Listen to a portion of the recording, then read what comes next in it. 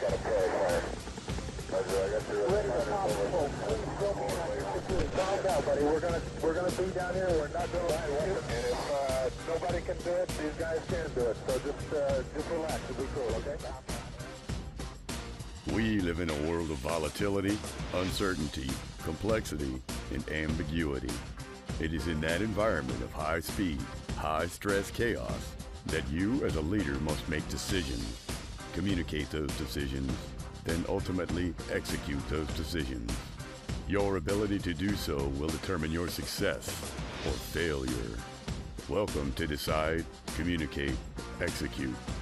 Time to lock and load. Here's Gene. Good afternoon, sports fans. Welcome back to the second episode of Decide, Communicate, Execute. I'm so glad you're here with us today and are taking the time to learn and grow. Last week, and before I move on, I want to give a shout out to the guys that wrote that Warrior song. You can find it, our opening theme, you can find it at warriorsong.com. And you can also Google it. They've got a very cool video online, and it gives tribute to everyone that's worn the uniform in this country. I can't use the whole thing on the show, and I'll put it this way. After you listen to it, you'll understand why I can't use all of it on the show. But it is a great tribute. I would challenge you to go in on there and take a look at it and listen to it. And if you feel so inclined, download it. Every bit of those proceeds from the Warrior song go to support our men and women in uniform, both those active and those that have been wounded in combat and families, etc. Just a great cause. Well, last week, we, in our first episode, we did a couple things, and then just, again, kind of a housekeeping thing. I've given our producer, Matt Stoker. Matt, say hi. Hello. Hi. Hey, Matt's there. He's in the background. He's doing all the pushing the buttons, making this thing happen. If you saw the video portion of the show last week, you must have thought this guy's in the process of having some type of seizure because I had a cold, kind of a flu sinus thing going on. And my eyes were extremely dried out due to the medication, I guess. But I looked on there, and I even looked at myself and thought, man, this guy's a spaz. My eyes were blinking at about 1,000 miles an hour throughout the presentation. So you'll see it if you go to go to our website at decidecommunicateexecute.com, and you'll be able to see the previous episode there, get links to it, etc. So anyway, I've given Matt permission, and Matt, I want you to jump in here. You got it. If you say it's code word spaz. Spaz? Okay. Yeah. All right, I can do that. So if I start the eye blinking thing, just say spaz, and both the audience will know and you'll know, you'll know what the issue is. All right. Well, last week, we kind of laid the groundwork for a couple of things. We really looked at this high-speed, high-stress, chaotic environment that we're in. In fact, I wanted to share with you, I'm pulling out my humble phone here. I subscribe to the Harvard Business Review, and I wanted to share with you just to enforce what I had was talking about last week about the changing environment that's going on. Here is the headline of their daily alert that goes out, and the title of it is "How a Cyber Attack Could Cause the Next Financial Crisis." And so we do live in a world of high-speed, high-stress chaos, and even one where some hacktivist or a kid hacker there that's probably 14 years old breaks into the system, and our whole system has the opportunity to come crumbling, at least at the edges there. So we talked about that. It's being acknowledged. Hopefully you're seeing it. And here's what I would challenge you. If you're in a business that's maybe stable and you're not really experiencing any of this, you're probably not looking strong enough. You're probably not looking outward.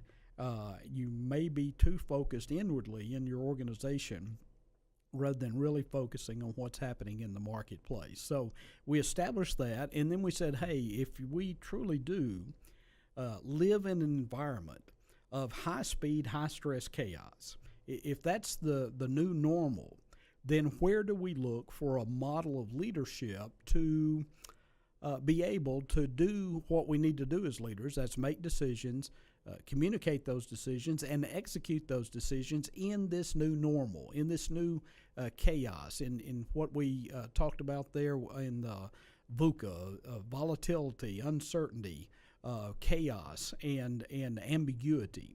And so complexity, that was the third C, all together comes together to create chaos. And so we looked at the model of the United States Marine Corps. And I do challenge you, if this is the first time you're listening in, to go back and listen to the first show and hear all the kudos, everything from McKinsey & Company, Harvard Business Review, Federal Express, you name it, in academia, business, the consulting world, of how many people are recognizing this model of leadership that allows you to improvise, adapt, and overcome in a really high-speed, high-stress, chaotic environment. So today, what we're going to do is we're going to talk about a decision-making model. And Matt, if you'll pull up that first slide there, I want to tell you about the greatest fighter pilot that this country has ever known, and one that virtually nobody has heard of, and that's Colonel John Boyd. John Boyd was a United States Air Force colonel. He served during the Korean War, fought during the Korean War, and then when he was through with that, he actually went and became the lead instructor at the Air Force's version of Top Gun School. Everybody's seen Top Gun with Tom Cruise and all those guys, and now apparently there's a Top Gun 2 coming out, but nobody's really aware that the Air Force has a similar type training program, and so Boyd headed that up. Now, interestingly enough, they called this guy, he had several nicknames, they called him 42nd Boyd, and the reason they called him 42nd Boyd was that he had a standing bet with all of the other pilots in his sister services, the Marines, the Navy, all of our NATO allies, all of those, and also his fellow Air Force pilots. They would converge on this training center that the Air Force has, and he would challenge them, or he got the reputation that most of them would challenge him to a simulated dogfight. And the reason they called him 42nd Boyd was that he would allow his opponent in a simulated dogfight to get behind him in what they call the kill position. And his bet was that he would roll out of that kill position and take down his opponent and do that under 40 seconds. Well, they called him 42nd Boyd because in over 3,000 flight hours, John Boyd never lost. He was brilliant in the cockpit, but he took that information, he took that experience, and he took his intellect. He had just a insatiable appetite for learning. So he was an intellectual. He was a maverick. In fact, the Air Force at one time tried to court-martial him because he stole what they working on these theories and trying to develop what became the F-15 and F-16 aircraft. Working on the initial designs of that, he actually stole about $1 million worth of computing time. And so the bureaucracy tried to bring him up on charges. That went away. But he was a maverick inside the Air Force. So what does a maverick that never gets promoted to general? What does a maverick inside the Air Force do after the Air Force is over? He goes to work for the Marines. And he was actually an architect of the Gulf War. His influence on maneuver warfare and was integral to the Gulf War. And probably his greatest legacy, one that has now been adapted by all branches of the services and is slowly but surely gaining traction in the business world is his concept of the O.O.D.A Loop. And so I want us to take a look at that and have a framework for how we decide, communicate, and execute in this really volatile environment. Okay, here's what it looks like. This is kind of a simplified version that we cleaned up there. And if you'll see, kind of the high-speed, high-stress chaos is in the background, if you can see this slide if you're watching by video. But here's how it works. The first O stands for observe or observation. And then once we've observed what's going on in the marketplace, then that passes through our orientation, and we'll come back to that. We make a decision, and then we take an action. Now that's what Boyd did. We'll park here just for a second. When he was in his aircraft and his opponent was in their aircraft, they were each doing that. They were observing each other's moves, same way that goes on them in the marketplace. Your observation should not only be on the market, and it should not only be on what's happening internally in your company, but also observing the behaviors of your customers or your clients. So they had the observation in this particular context where they're fighting each other and competing against each other. They are observing what's going on in the environment, and then that was passing through their orientation, which, again, we'll come back to in just a moment. They would make a decision, and they would act. Now, in combat and in business, here's what I want you to see in a high-speed, high-stress, chaotic environment. These things have to be done rapidly. In combat, the faster you do that successfully, the faster your O.O.D.A Loop moves and is completed versus your opponent, you win. In the Marines, the way it works, you observe bad guys. Your orientation is you're highly trained and motivated to kill bad guys. You decide to kill bad guys, and then you kill bad guys. And then the observation starts over again. And so in combat and in business, the faster you do that versus your opponent, the more that you win. It's just that simple. Now, having said that, in business, we're not killing our opponents. What we are doing is that we're competing for the hearts and minds of the populace, for the clients out there that have a lot of options in many cases. And so many times this observation, orientation, decision, and action loop needs to be focused on the client and their needs. If you can get inside a client's expectations and complete this, where you observe their needs, you're oriented on that client, you make a decision, and you act inside of their time frame, inside of their expectations, then you win. So let's take a look at each of these components. The first one there is observation. And as in the coming weeks, as we will spend some time here on laying some groundwork on some of these concepts, and then we've got some great guests that are lined up, men and women that actually lead in the marketplace, that have to lead in these type of environments. We'll have folks from the business world, from the military world, guys that have competed in both arenas, people from sports, where if you look at it, if you've got a basketball team going on and they're running up and down the court, that's what they're doing. They are observing, orienting, deciding, and acting. And if they do that faster and can do that elusively away from their opponent, they win. So you observe what's going on around you. It's both an internal observation, it's an external observation for you as the business owner or an entrepreneur.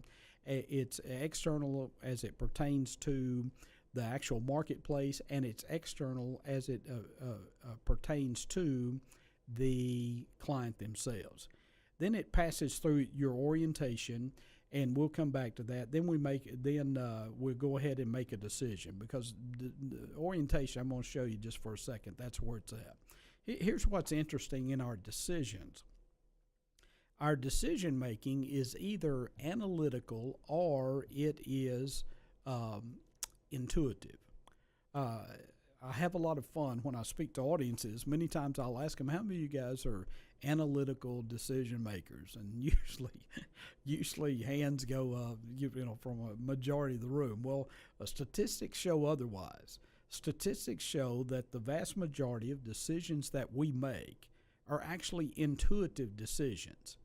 And here's the kicker. Even when we make analytical decisions, those decisions are usually highly influenced by our intuition. And so we make a decision. Now, in Boyd's O.O.D.A Loop, once you've made a decision, you can loop it back at that time where you're observing the decision, where you're reviewing it again and passing it through your orientation, and then either staying with that decision or making another one. And again, many times that's intuitive, and it's happening so quick you're not even aware of it. And then finally we act. That's where we actually execute. And when you stop and think about it, that's what we're paid for as leaders in the marketplace, is ultimately how we execute. Do we get the job done?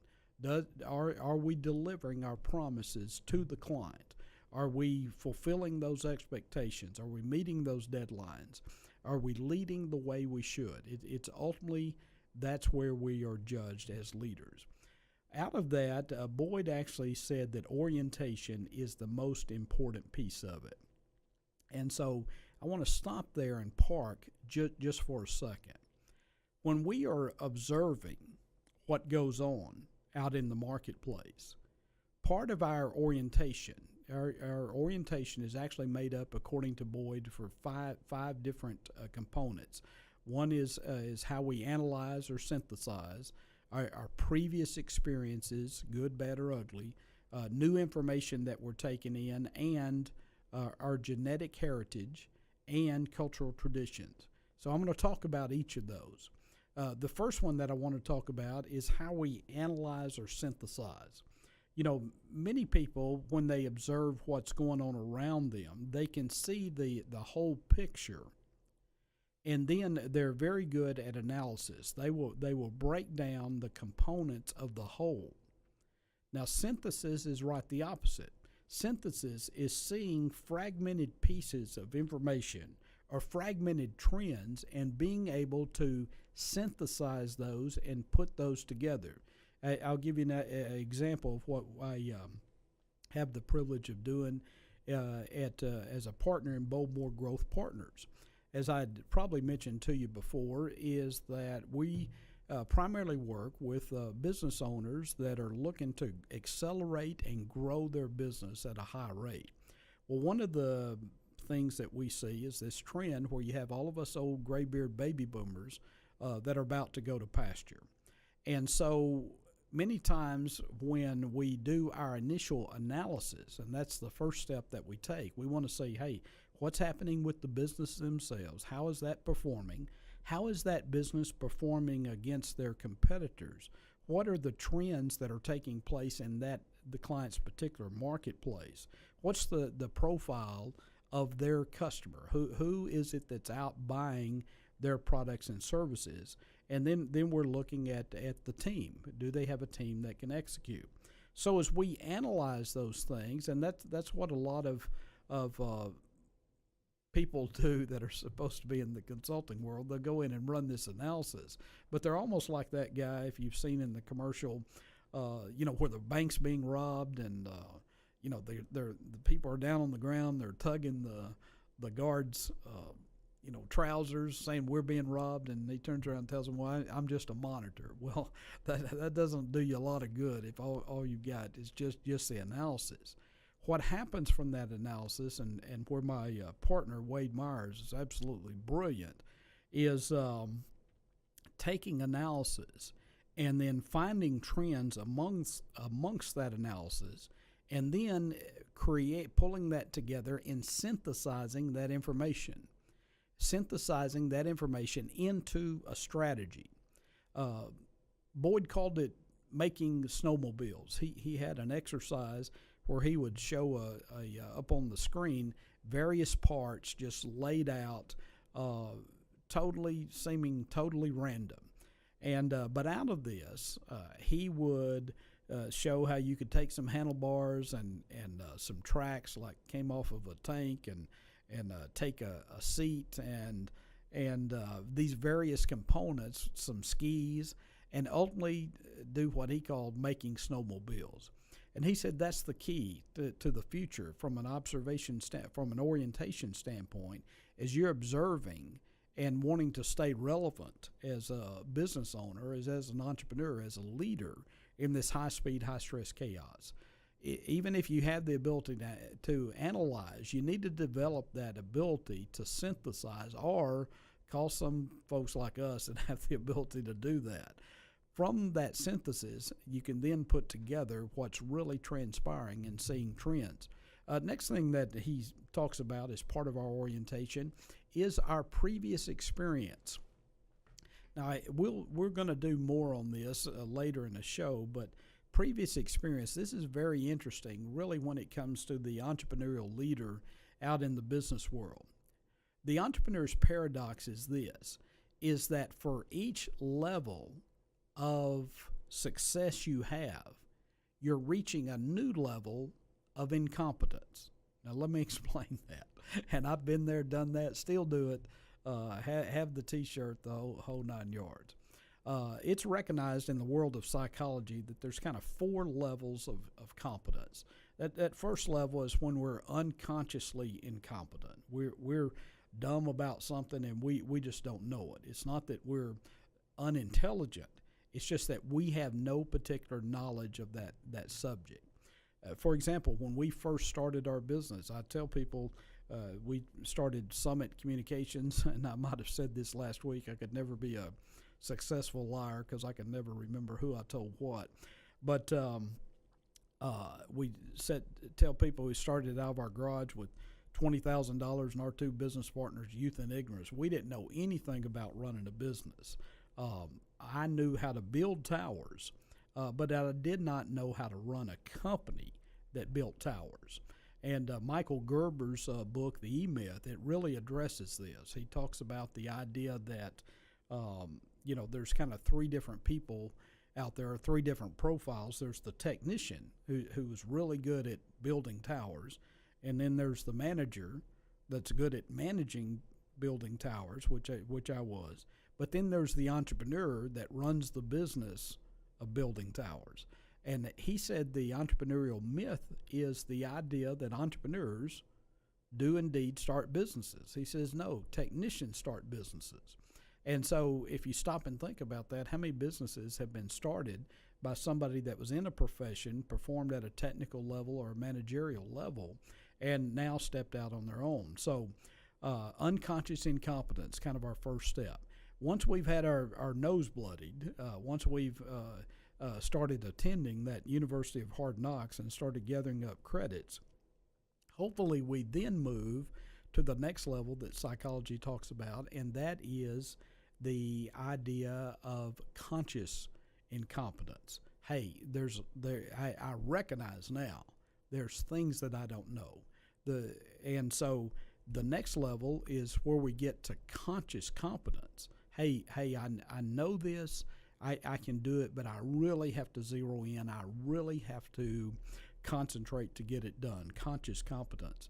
And then as we grow and obtain another level of success from that, where we're doing it all the time, then we are, in fact, developing the level of unconscious incompetence. There's things that you're good at that you don't even have to think about. It just happens. You're continually successful at it, and it happens. And so the Dunning-Kruger effect, what they found is when we're unconsciously incompetent, which we move to that level, the point I'm making, the same competence you develop to drive that company to start up and survive is a different level of competence than it takes to go to $5 million. And so you're starting the $5 million journey behind the 8 ball.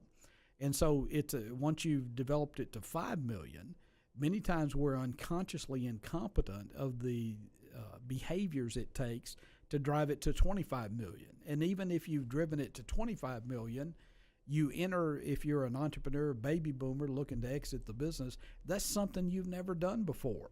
And so there's unconscious incompetence. So we're constantly fighting that. On the flip side, a couple of very positive things. On the flip side is that we don't have to go in any particular endeavor automatically to be successful. We don't have to go to conscious or unconscious competence. Learning starts at the level when we are consciously incompetent, when we recognize we don't know. That's the beginning. And so previous experience. Next component that Boyd talks about, is the idea of new information. Hopefully, after you listen to the show, you'll have a new information and your orientation actually changes. Maybe you've never heard of Boyd's O.O.D.A Loop, and now you're hearing and understanding a framework for how you and your team make a decision. That becomes new information, which changes your orientation, and hopefully you'll make the decision to start following us, start listening to us, look at the site, and start really becoming a student of this process. The next thing there is genetic heritage. John Wayne, in the greatest movie ever, The Sands of Iwo Jima, played the role of Sergeant Stryker. And he's got a great quote in there where he says, life's tough. It's especially tough if you're stupid. And comedian Ron White said, you can't fix stupid. The point that I'm making, there are areas that we just are not wired genetically to be competent. It's not that we couldn't do it if we had to or if we have to bear down on it. But by genetic heritage, that's just not how we think. It's just not part of our innate DNA, our skill set. Even though I built steel towers to 2,000 feet in the air, my wife will not let me do anything around the house at all. I make Tim the Toolman Taylor look competent. I'm not wired genetically to deal with soft things like wood and glass that could break and stuff like that. If it's steel, I can make it happen. So the idea is that we're all genetically wired in certain ways to perform. A great outlook for that. There's some assessments out there, and one of the great ones is the things that are done through strength finders. It will kind of show you how you're wired. We work with another outfit that we're working with now called True Motivate that has assessments that really show where we're gifted, what our skill sets are, and how in our genetic heritage, how we're wired in our orientation. And then finally, here's what I want to share with you, the last component of Boyd's orientation. And this is the area where you as a leader can have the greatest impact on your organization. And that has to do with cultural traditions. If you develop a culture of performance where there is accountability, responsibility, authority, and at the same time care for your people, where there's a culture of trust, where you are actually reflecting the Psalm 78-72 model, where it said the warrior David led his people with integrity of heart. That's character. That creates the trust. And then he led them with skillful hands. That's the competence piece. So Covey, Stephen M.R. Covey, in The Speed of Trust, talked about that concept, that trust is actually made up of both of those components, character and competence. So we all come from different traditional backgrounds. But if you have defined within your organization the values that you stand for that are part of your culture, and you actually live them out, don't plaster them up on the wall and then turn around and not live them out. It'll do more damage than good. Or more good. It'll do you more damage than good. I guess I got that right the first time. And so the idea of a cultural tradition, if you can create within that organization that culture of trust, what trust does is that it causes you to get to a point that communication becomes so strong. Because remember, what we've got to do as leaders is decide, communicate, and execute. And so within Boyd's Loop, if you can create that cultural tradition of trust, what that creates in that loop is speed.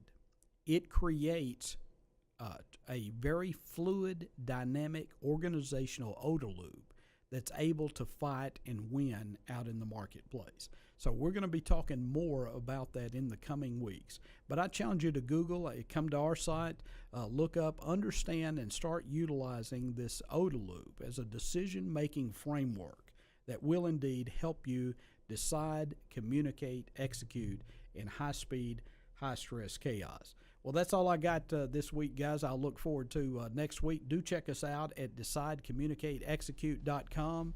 And remember, stay focused, improvise, adapt, overcome.